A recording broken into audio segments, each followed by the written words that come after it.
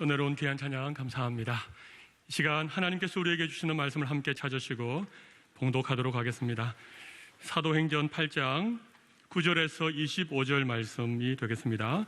신약성경 사도행전 8장 9절에서 25절 말씀 가운데 14절에서 24절의 말씀을 우리 한 절씩 교독하신 이후에 마지막 24절은 함께 봉독하도록 하겠습니다. 제가 먼저 14절을 읽겠습니다. 예루살렘에 있는 사도들이 사마리아도 하나님의 말씀을 받았다 함을 듣고 베드로와 요한을 보내매 그들이 내려가서 그들을 위하여 성령 받기를 기도하니 이는 아직 한 사람에게도 성령 내리신 일이 없고 오직 주 예수의 이름으로 세례만 받을 뿐이더라. 이에 두 사도가 그들에게 안수하며 성령을 받는지라. 시몬이 사도들의 안수로 성령 받는 것을 보고 돈을 들여 이르되 이 권능을 내게도 주어 누구든지 내가 안수하는 사람은 성령을 받게 하여 주소서 하니 베드로가 이르되 내가 하나님의 선물을 돈 주고 살 줄로 생각하였으니 내 은과 내가 함께 망할지어다. 하나님 앞에서 내 마음이 바르지 못하니 이 도에는 내가 관계도 없고 분깃될 것도 없느니라. 그러므로 너의 이 악함을 회개하고 주께 기도하라. 혹마음에 품은 것을 사하여 주시리라. 내가 보니 너는 악독이 가득하며 불의에 매인 바 되었도다. 함께 읽습니다. 시몬이 대답하여 이르되 나를 위하여 주께 기도하여 말한 것이 하나도 내게 임하지 않게 하소서 하니라. 아멘. 오늘 참 예배하기 좋은 날입니다. 사랑하는 형제자매 여러분, 주님 안에 사랑하는 형제자매 여러분, 오늘 시간 예수님 때문에, 복음 때문에 어떻습니까? 오래간만에 어떻습니까? 제가 오늘 446장을 여러분들하고 같이 하자고 지난 한 주간 내내 마음에 생각하고 이 찬송을 선택했는데, 그게 3절 가사에 보면 측량 못할 은혜로 채우시고 늘 성령에 감아주사 큰 기쁨 중 주님을 찬양토록 내 생활을 도우시네. 그래서 오늘 우리의 모든 마음과 또 삶의 무거운 짐들을 다 벗겨주시기를 바랍니다. 기쁨의 참 강수가 경험되게 하시고 또 불멸의 기쁨의 주인공이 되십시다. 그런데 그 가사 가운데 후렴에 이런 거 있죠. 메마른 땅을 종일 뭐 한다고 그랬습니까? 걸어간다고 그랬어요. 신앙생활 하면서 어떨 때는 날 때도 있고 어떨 때는 또 앞장서서 달릴 때도 있지만 살다 보면 살 힘이 없고 달릴 힘이 없을 때도 있어요. 그럴 때도 여러분 주저앉으면 안 되고 주님과 동행하면서 뚜벅뚜벅 걸어가도록 하십시다. 세상에 들은 말이 있죠. 누우면 죽고 걸으면 산다.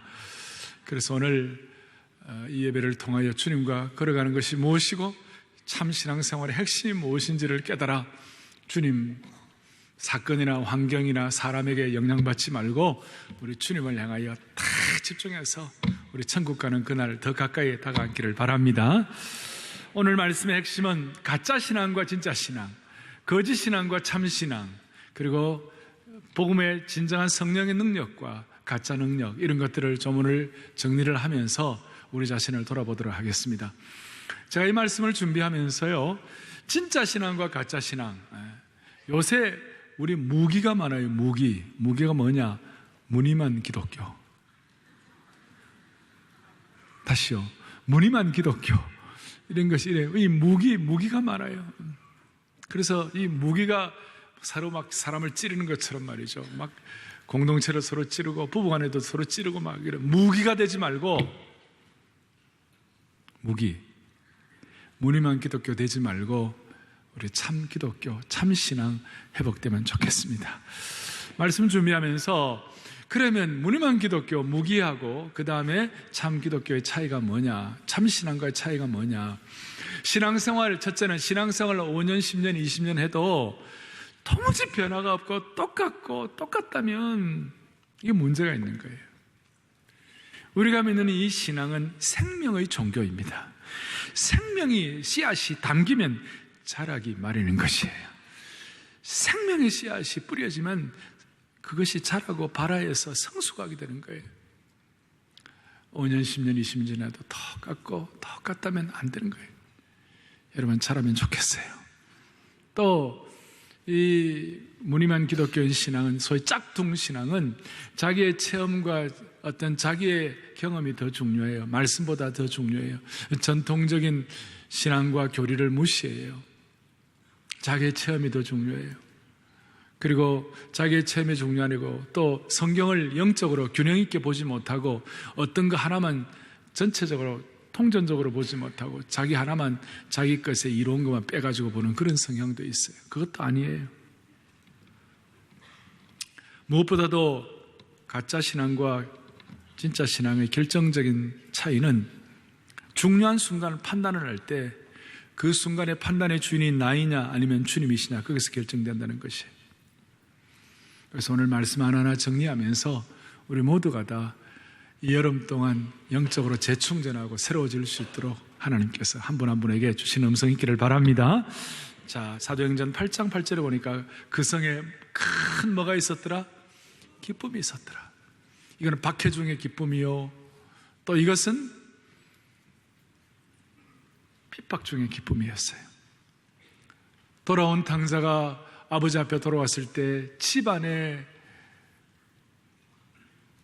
잔치를 하고 기쁨이 넘실 때였던 것처럼 사마리아 성에 수많은 탕자들이 주님 앞에 돌아오니까 천국에서 잔치를 하고 그야말로 영적인 기쁨의 경축일이 시작이 된 것입니다.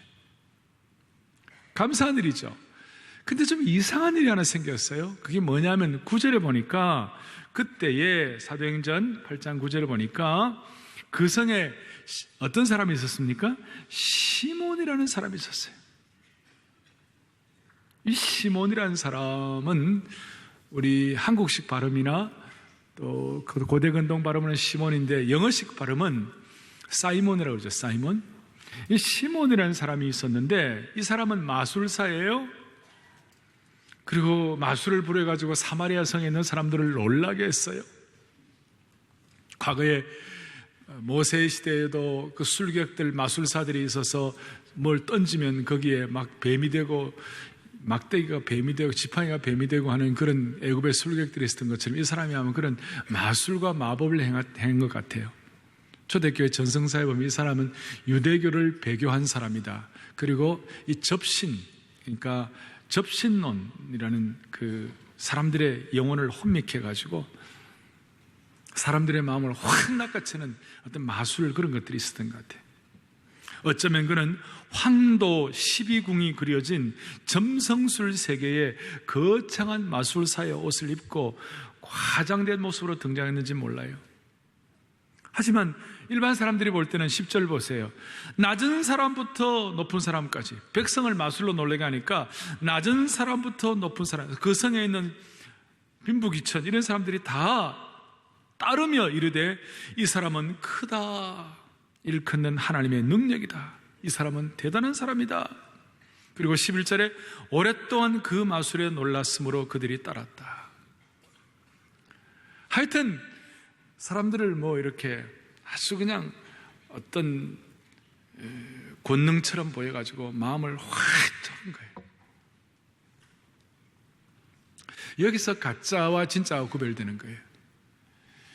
인간이 무슨 껍데기로 능력 가지고 뭘 괜찮게 하는 것 같은데, 근데 그건 아니에요. 진짜 신앙은 이런 일이 있을 때, 여러분 베드로나 바울이 얼마나 대단했습니까? 수건을 던지면 거기에 사람들이 죽은 사람이 살아나는 것 같고, 그 다음 그림자만 밟아도 아픈 자들이 막 낫고 대단한 일이 벌어지는 거 아닙니까? 그런 대단한 바울이 어떤 고백을 했습니까? 고린도전서 2장 1절 2절 이런 내용이 나옵니다. 같이 읽어보겠습니다. 형제들아, 내가 너에게 나아가 하나님의 증거를 전할 때에 말과 지혜의 아름다운 것으로 하지 아니하였나니, 2절 다 함께, 내가 너희 중에서 예수 그리스도와 그의 십자가에 못 박히신 것 외에는 아무것도 알지 아니하기로 작정하였습니다. 대단하죠. 바울에게 능력이 나타났습니다. 바울에도 표적이 나타났습니다. 아마 여기 마술사 시몬과는 비교가 안 되는 그런 능력이 나타났어요. 그런데 내가 가진 그 능력과 그 표적을 가지고 너희들에게 말한다, 그렇게 말하지 아니하고 2절에 내가 너희 중에서 예수 그리스도와 그가 십자가에 못 박히신 것 외에는 아무것도 알지 않기로 작정하였습니다. 이것이 진짜 신앙이라는 것이에요. 그 뒤에 바울이 3절 4절 오면 내 말과 내 전도함이 사람의 말과 지혜로 하지 아니하고 오직 성령의 나타남과 능력으로 한다고 말씀하신 거예요. 그리고 오늘 첫 번째, 진짜 신앙과 가짜 신앙, 참 신앙과 거짓 신앙은 어떻게 구별이 되는가? 겉으로 드러나는 껍데기 능력이 아니라 그 내면이 예수 그리스도 중심으로 집중하는 것이에요. 오늘 이것이 빌립 집사님에게 그대로 나타났어요. 막 이와 같이 마술사가 대단한 영향을 끼치고 사람들이 다 따르고 그런 상황이었습니다마는 빌립 집사님은 묵묵하게 사도행전 8장 사람들이 오랫동안 11절에 그 마술에 놀랐는 그 순간에 12절, 오늘 12절이 요절 같은 말씀이에요. 8장 12절 또박또박 같이 우리 한번 보겠습니다. 빌립이 하나님 나라와 및 예수 그리스도의 이름에 관하여 전도함을 그들이 믿고 남녀가 다 세례를 받았다 그랬어요. 빌립이 하나님 나라와 및 예수 그리스도의 이름에 관하여 전도했다. 찬양대, 오케스트라, 모든 오늘 이 예배 참석한 성도들 한번 생각해 보십시오. 빌립이 첫째 누구와? 하나님 나라와, 그 다음에 뭐예요? 예수 그리스도. 빌립의 핵심이 그거예요. 빌립이 얼마나 대단했느냐? 빌립이 전한 표적 앞에 13절 뒤에 보세요. 전심으로 얼마나 그 나타나는 표적과 큰 능력을 보고 놀랐는데 누가 놀랐는가? 이 마술사 시몬이 깜짝 놀란 거예요. 마술사 시몬이 깜짝 놀라가지고 빌립 앞에 납작 엎드려서 당신이 제일입니다. 당신이 나하고는 비교가 안 되는 대단한 분입니다. 표적과 능력을 볼 때 나는 아무것도 아닙니다. 그렇게 말하면서 빌립 앞에 납작 엎드렸어요, 이 시몬이. 그런데 빌립은 그 능력과 표적을 말하지 아니하고 12절에 하나님 나라와 예수 그리스도에 대해서 말씀하신 거예요. 이것이 바로 참신앙과 가짜신앙, 짝퉁신앙과 제대로 된 신앙, 이것이 무늬만 기독교인과 그렇지 않으면 진실된 그리스도인의 차이를 결정하게 되는 것입니다. 어떻게 했을까요? 아마 하나님 나라와 예수 그리스도에 대해서 말씀할 때에 빌립이 사마리아 성에 들어가서 사람들에게 이렇게 얘기했을지 몰라요. 창세기 3장에 오면 사람들이 범죄해가지고 아담과 하와가 범죄했을 때 하나님께서 그 범죄한 것을 그대로 내어치거나 그대로 망하게 하지 않으시고 3장 15절에 여자의 후손을 보내셨어요. 여자의 후손이 이제 다시 한번 이 불순종하고 영원히 망할 수밖에 없는 그 사람들을 구원하게 다. 소위 예수 그리스도에 대한 말씀을 하셨을 거예요.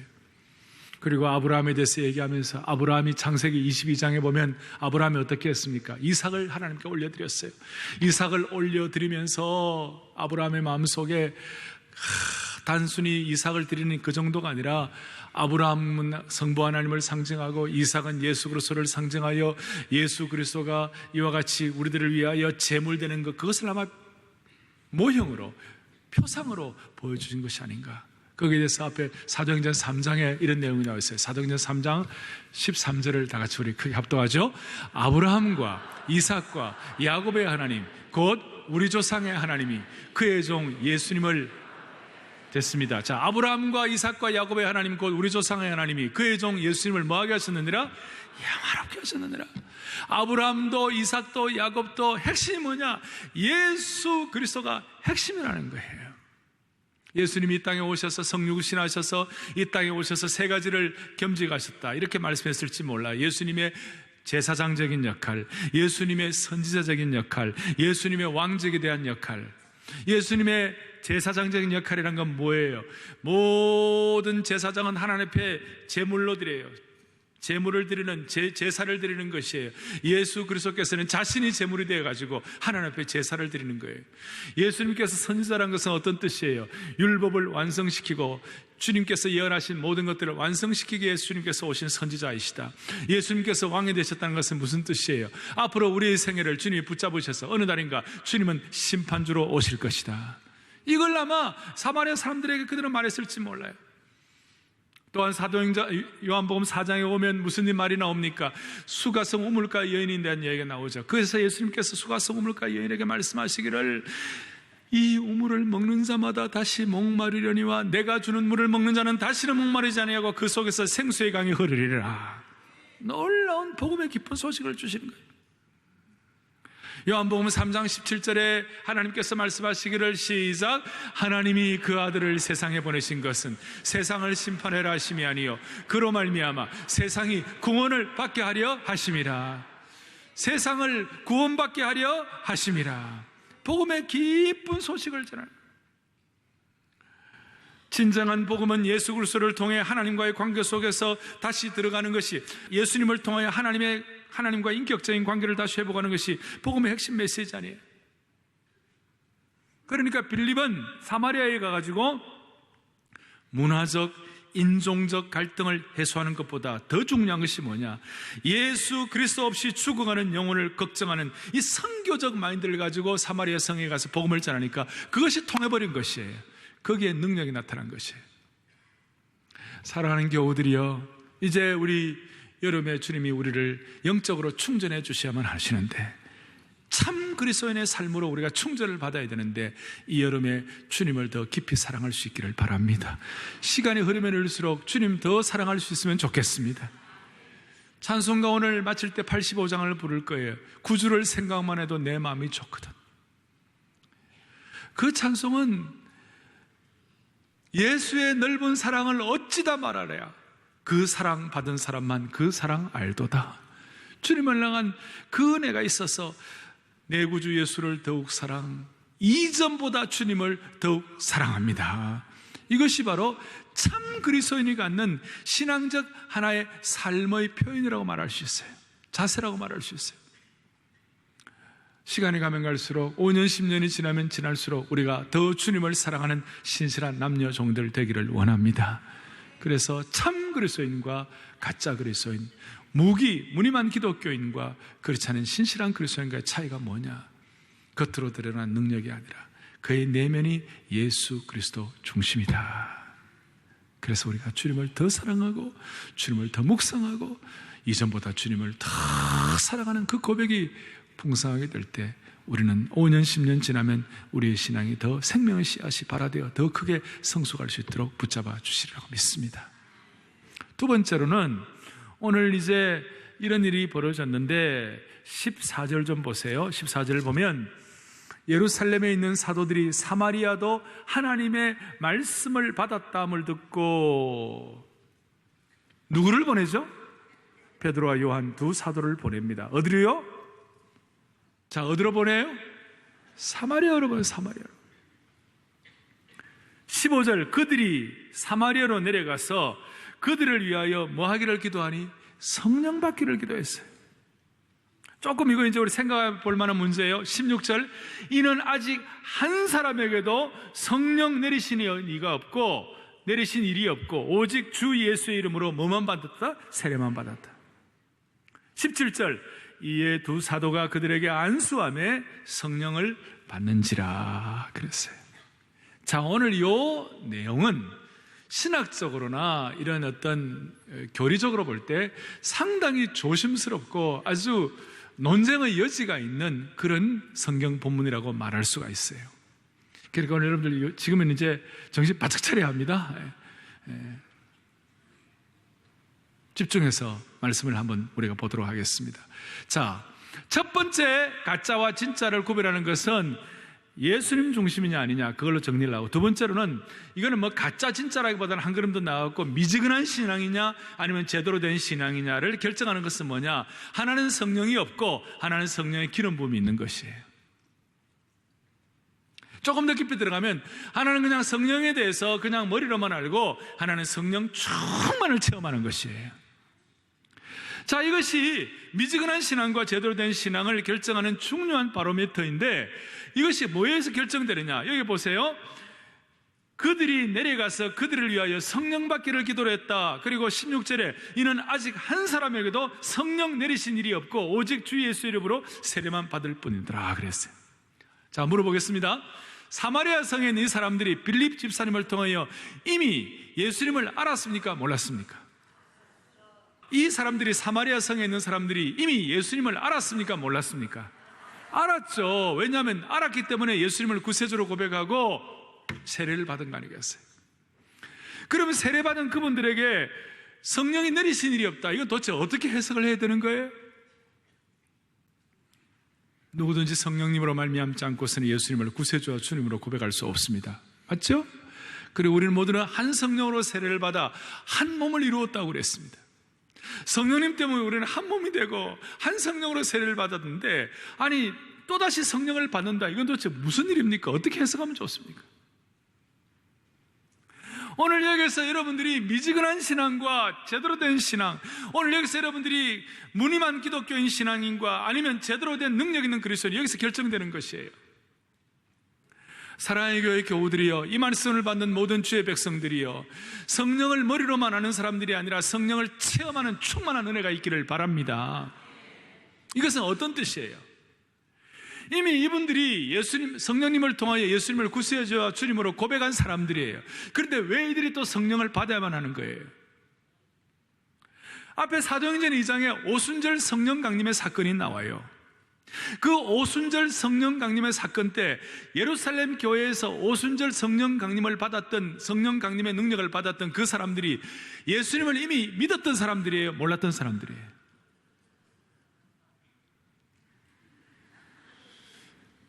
몰랐던 분들이에요? 알았던 분들이에요?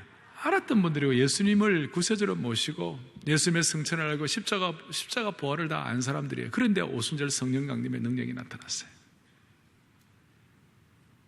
이미 베드로와 요한은 예수님을 구세주와 주님으로 섬기고, 사도들과 거기에 500의 형제들이 다 주님을 알았던 분들인데 거기에 성령이 임하신 거예요. 오순절 성령이 강림할 때, 오순절 성령이 임할 때 크게 세 가지. 첫째는 불의 혀같이 불이 임한 거예요. 정화시켜 주시는 거예요. 바람같이, 바람이란 말은 바람이 보이진 않지만 바람이 부는 것처럼 변화의 능력, 실제적인 변화의 능력이 변화예요. 오순절 성령 강림이 임할 때 난 곳 방언으로 들었죠. 베드로는 히브리 방언인 아람어로 막 설교를 하는데, 알아듣는 사람들은, 저 그리스 사람들은, 그리스 출신들은 그리스 말로, 저 알렉산드리아 출신 사람들은 알렉산드리아 말로, 자기가 태어난, 자기가 살았던 그 지역 출신의 말로 막 들리는 거예요. 요즘식으로 말하면 한국말로 설교하는데 영어로도 알아듣고 스페인어도 알아듣고 러시아로 알아듣고 일본어로 알아듣고, 이런 희한한 일이 벌어지는 거예요. 그것은 뜻이 소통의 은혜, 소통이 나타나는 거예요. 그러니까 능력과 변화와 소통이 예루살렘 교회에 이미 성도들이 예수님을 알았지만, 이미 성령님을 통해 예수님을 구세주로 모셨지만, 위로부터 변화와 능력과 소통의 기름 부으심이 임하셨다, 그 말이에요. 그리하여 사마리아에도 빌립 집사님을 통하여 복음을 듣고 사람들이 주님 앞에 돌아오는, 아까 말한 기쁨의 경축일이 넘실넘실 기쁨의 강수로 임하여 기뻐했지만, 베드로와 요한이 와가지고 성령의 기름 부으심을 받아야 한다, 성령의 충만을 받아야 한다, 그래야 미지근한 신앙을 탈피하고 제대로 된 신앙생활을 할 수가 있을 것이다, 이걸 말씀하는 거예요. 조금 더 구분하면 이렇게 말할 수 있습니다. 예수님의 복음은 믿지 않는 자들을 위한 복음이에요. 믿지 않는 자들이 예수 믿게 하는 것을, 그걸 복음의 기쁜 소식이라고 말할 수 있어요. 그런데 예수 믿는 자에게 진짜 기쁜 소식이 있어요. 그것이 뭐냐? 믿는 자들에게는 성령의 기름 부으심이 진짜 기쁜 소식이에요. 성령 충만이 기쁜 소식이라고 말할 수 있습니다. 그래서 주님께서는 과거 제자들에게 누가복음 11장 13절에 이런 말씀을 하셨어요. 다 같이 우리 또박또박 합독하겠습니다. 너희가 좋은 것을 자식에게 줄 알거든 하물며 너희 하늘 아버지께서 구하는 자에게 성령을 주시지 않겠느냐 하시니라. 자, 이 말씀은 예수님과 하나님 아버지와 상관이 없는 믿지 않는 자들에게도 통하는 말입니까? 아니면 이것을 이미 예수 믿는 사람들에게 주님께서 다시 한번 확인시켜 주시는 거예요? 그렇죠. 왜냐하면 우리는 주님의 자녀가 되었어요. 그러니까 너희 하늘 아버지께서 하는 거니까 하나님이 우리 아버지예요. 우리가 하나님의 자녀가 되었어요. 믿지 않는 자들은 하나님을 아버지라고 못 불러요. 믿지 않는 자들과 하나님과의 관계는 없는 거예요. 그런데 우리는 예수님의 복음을 통해 예수님을 구세주로 주님을 모신 사람이에요. 그런 우리가 받을 수 있는, 또 우리가 할 수 있는 중요한 일이 뭐가 있느냐? 기도를 하는데 구하면 성령을 주신다는 것이에요. 선물로 받는 성령님을 통하여 예수님을 구세주로 고백했어요. 그런데 오늘 베드로와 요한이 이미 사마리아 성에 예수 믿는 그분들에게 성령을 주실 때에 그 성령님을 통하여 성령 충만한 구에서 얻는 성령의 능력, 불의 역사, 소통의 역사, 변화의 역사를 하나님이 허락해 주신다는 것입니다. 그래서 여러분 평생 미지근한 신앙생활 아니고 능력 있는 생활을 하기 위하여 마음속에 하나님 아버지 우리 모두에게 구에서 얻는 성령의 능력, 성령 충만을 허락하여 주옵소서. 이거 사모받고 마는 것이 아니라 계속 우리가 사모해야 돼요. 우리에게는 지금 사모함이 필요해요. 미지근한 신앙이 아니라 참 신앙이 되기 위해서는요, 성령의 베드로와 요한이 기도하여 얻었던 사마리아 이미 예수 믿는 분들에게 임했던 그 충만함이 불의 역사, 바람의 역사, 소통의 역사가 우리에게 다시 한번 임하게 하옵소서. 오순절 자체는 재현되지는 않지만 오순절 성령 강림의 능력과 기름 부으심과 은혜는 재현되는 줄로 믿습니다. 그 마음으로 우리가 서운해야 되는 것이에요. 그렇게 할 때 우리의 신앙이 주님 앞에서 또 한 단계 올라갈 수가 있어요. A.W. 토즈라는 제가 정말 존경하고 늘 간접적 멘토로서 그 책을 통하여 우리 온 성도들과 함께 은혜 받기를 원하는 저에게서는 참 귀한 분이신데, A.W. 토저의 여러 책들 가운데 나는 종교인인가 아니면 나는 성령의 사람인가, 나는 무기인가 무늬만 기독교인가 아니면 참 그리스도인인가, 이런 것들을 몇 가지 이렇게 질문을 통하여 확인할 수 있는 그런 내용들이 있어요. 한번 보시겠어요? 당신은 종교인인가 아니면 성령의 사람인가? 에이든 W. 토저의 내용인데, 하나 하면 크게 우리 합독하겠습니다. 하나, 신앙인은 성령과 진리로 예배를 드리지만 종교인은 신앙인은 성령과 진리로 예배를 드리지만 종교인은 예배를 방청할 뿐이다. 오늘 이 자리에 좀 뜨끔한 분들 안 계십니까? 오늘따라 뚜루룩이 뭐야? 도대체 무슨 말인가? 알 사람만 알도다.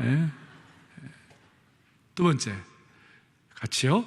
신앙인은 자신을 회개하지만 종교인은 다른 사람을 비판한다. 회개와 비판의 차이예요. 말하지 않아도 여러분들 무슨 뜻인지 다 이해할 거예요. 세 번째, 신앙인은 시간과 더불어 신앙의 인격이 깊어지지만 종교인은 자기의가 더욱 높아질 뿐이다. 신앙의 인격이 깊어지는 것과 자기의를 드러내는 것과 차이예요. 네 번째, 신앙인은 하나님의 뜻을 추구하지만 종교인은 자신의 뜻을 추구한다. 다섯 번째, 신앙인은 하나님의 음성에 귀를 기울이지만 종교인은 세상의 소리에 귀를 기울인다. 진짜와 가짜와 구별되는 것입니다. 여섯 번째, 신앙인은 자신의 연약함을 자랑하지만 종교인은 자신의 강함을 자랑한다. 일곱 번째, 신앙인은 예수님이 없으면 행복할 수 없지만 종교인은 예수님이 없어도 행복할 수 있다. 이해되시죠? 우리는 예수님 없으면 행복한 사람들이 아니에요. 그리고 행복이 있다 하더라도 그것은 오래가는 것이 아니라는 걸 알고 있어요. 여덟 번째, 신앙인은 하나님의 영광이 드러나지만 종교인은 자신의 영광이 드러난다. 종교인을 제가 무기라고 그랬어요. 무기. 무늬만 기독교. 아홉 번째요, 성령 충만한 기름 부음이 있는 신앙인은 사람을 치유하지만 자기 의로 옷 입은 종교인은 사람을 정죄한다. 치유와 정죄의 차이예요. 살리는 것과 죽이는 것의 차이예요. 마지막 열 번째요, 신앙인은 영적 설렘이 있지만 종교인은 영적 메마름이 있다. 오늘 이 자리가 메마른 자리가 아니라 영적 설렘과 생수 거르는 자리가 되기를 간절히 바랍니다. 첫 번째는 예수님 중심인가? 두 번째로는 성령 충만을 우리가 사모하는 이런 내용이 우리로 하여금 참 그리스도인과 미지근한 그리스도인들의 차이를 결정한다고 말씀을 드렸어요. 이제 세 번째가 중요합니다. 세 번째는 뭐냐면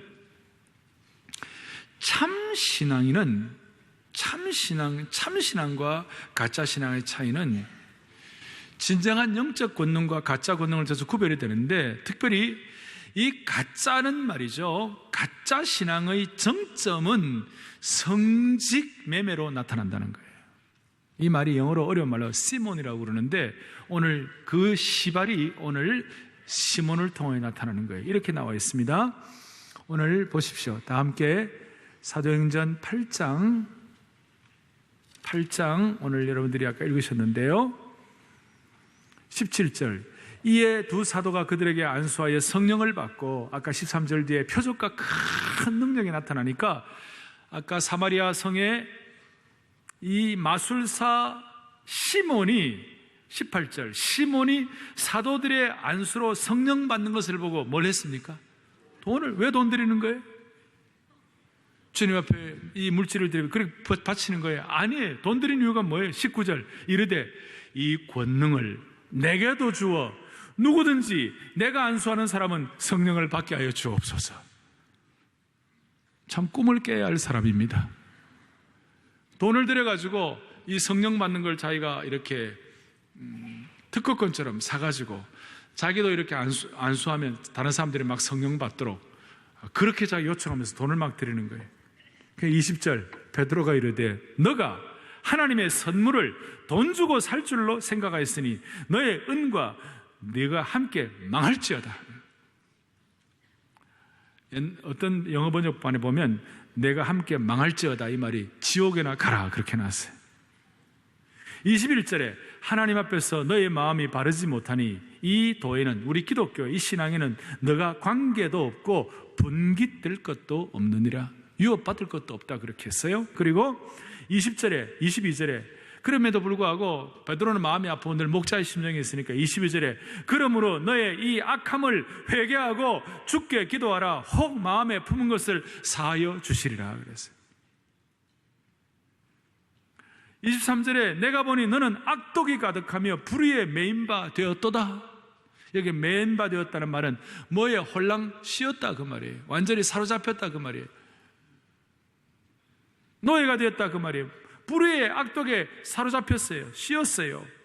베드로가 책망을 하고 도전을 하면 정신이 번쩍 나가지고 아이고 그렇습니다 이렇게 해야 되는데, 그래요 내가 회개합니다 이렇게 해야 되는데 24절에 뭐라고? 시몬이 대답하여 이르되 나를 위하여 주께 기도하여 말한 것이 하나도 내게 임하지 않게 하소서 하니라. 면피죠, 면피. 이 순간을 어떻게 하면 좀 모면해 볼까? 베드로 보고 당신이 좀 날 위해서 기도해 주셔가지고 내게 이런 어려움이 생기지 않도록, 제대로 된 은혜를 받았다면 납작 엎드려갖고 잘못했다고 회개하고 하나님의 크신 은혜를 간구하고 사모해야 할 터인데, 이 시몬이 그러지를 못했어요. 이 내용을 중심으로 해서 기독교 역사사 시몬의 지난 2000여 년 동안 돈을 들여가지고 어떤 신앙적 영향을 끼치려고 그러고, 돈을 들여가지고 어떤 신앙적 직분을 얻는다고 그러고, 돈을 들여가지고 뭘 이렇게 한다는 이것을 소위 성직 매매다. 그 성직 매매를 전문용어로 시몬이다. 시몬. 이 시몬이라는 SIMON에다가 Y 하나 붙었어요. 시몬이. 이것은 성직 매매다. 오늘 우리 가운데는 제가 이 말씀드리면 나는 돈 들여가지고 뭐 한 적 산 것도 없고 나하고는 관계가 없는 거 아니냐 이렇게 마음 편하게 생각하지 말고, 오늘 우리의 마음속에 많은 약점들이 있어요. 예를 들어서 내가 주님 앞에서 더 신앙적으로 좀 이렇게 열심히 하는 이유가 교회의 어떤 행정제도나 어떤 직분제도에 있어서 내가 좀 더 이렇게 어떤 영향력 위치에 가고자 내가 신앙에 열심을 낸다면 일종의 그것이 시몬이라는 거예요. 그래서 오늘 그것이 흔적이 그대로 남아있어요, 지금. 과거에 이 성직 매매는 뭐와 연결된? 면죄부 사건, 로마의 바티칸 성당에 교회 짓는다고 그러면서 이렇게 바치면 죄가 사해질 것이다, 이런 식으로 하는, 그것이 다 일종의 시모니의 후예들, 시모니의 재현이에요. 한때는 어떤 주교직이라든지 이런 것들도 막 사고 파는 그런 행위가 있었어요.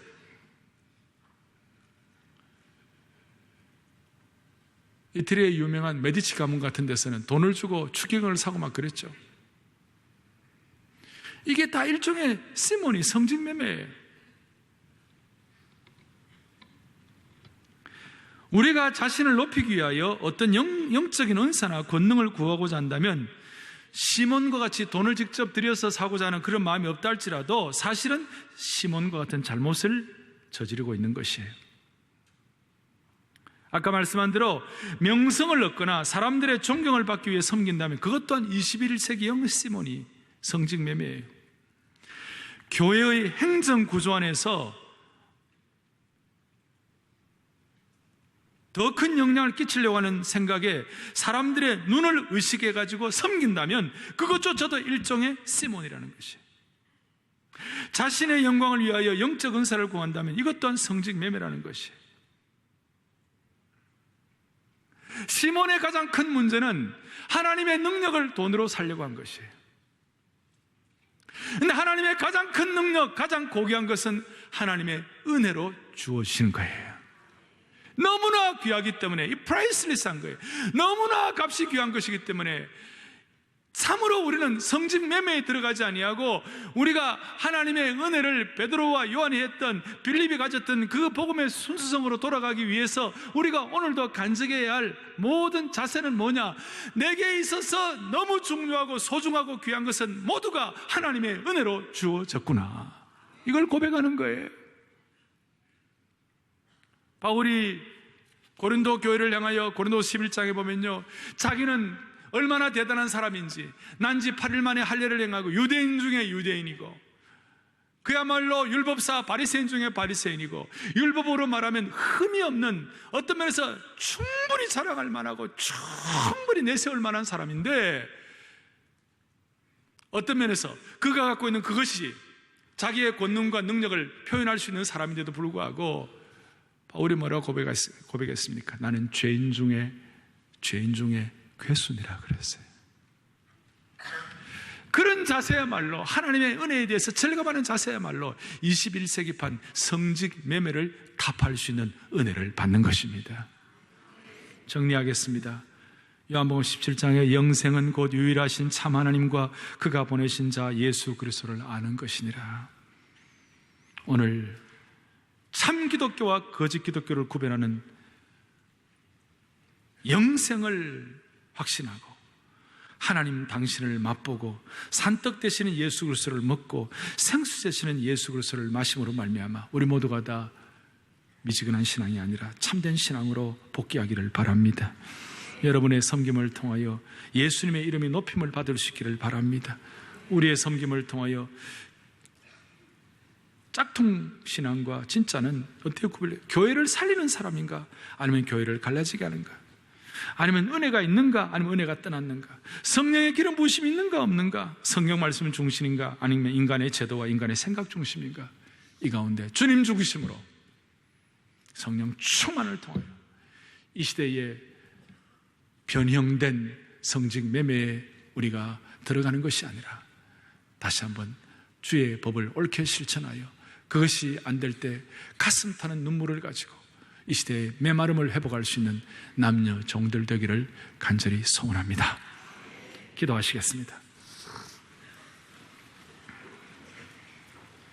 살아계신 하나님 아버지, 오늘 마술사 시몬의 잘못된 동기를 깨닫게 하신 것 감사합니다. 우리 가운데 나의 영적인 영향력을 위하여 은사를 구하는 자 아무도 없게 하여 주시옵시고 은사보다도 예수님 자체만을 온전히 구하는 저희들 되게 하여 주시옵소서. 하나님 아버지, 이 시간 주님께서 우리의 마음을 살펴주셔서 우리 모두가 주님의 은혜와 성령의 능력으로 정화되게 하여 주시기를 원합니다. 우리가 속한 이 공동체, 우리가 속한 이 문화 가운데 예수님 중심으로 나아가 수많은 사람들을 그리스도 앞으로 인도하는 삶의 풍성함과 기쁨이 재현되는 은총의 채널로 삼아 주옵소서. 우리의 생명 되시고 소망 되시는 예수 그리스도를 받들어 간절히 기도 올리옵나이다. 아멘.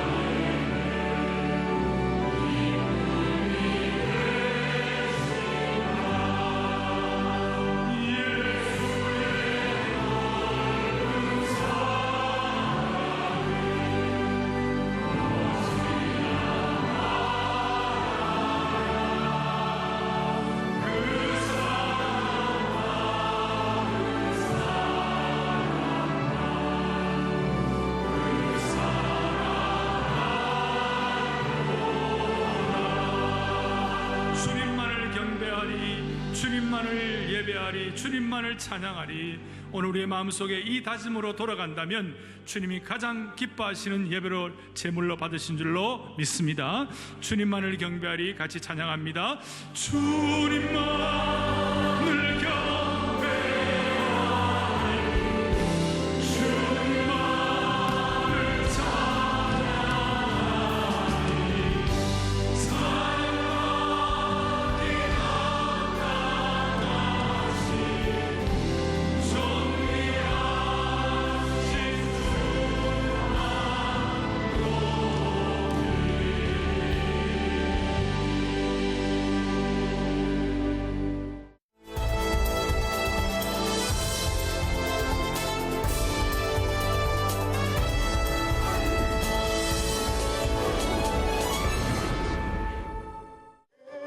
지난 18일 2016 월요 영성 집회가 성도 1000여 명이 모인 가운데 은혜채플에서 시작됐습니다.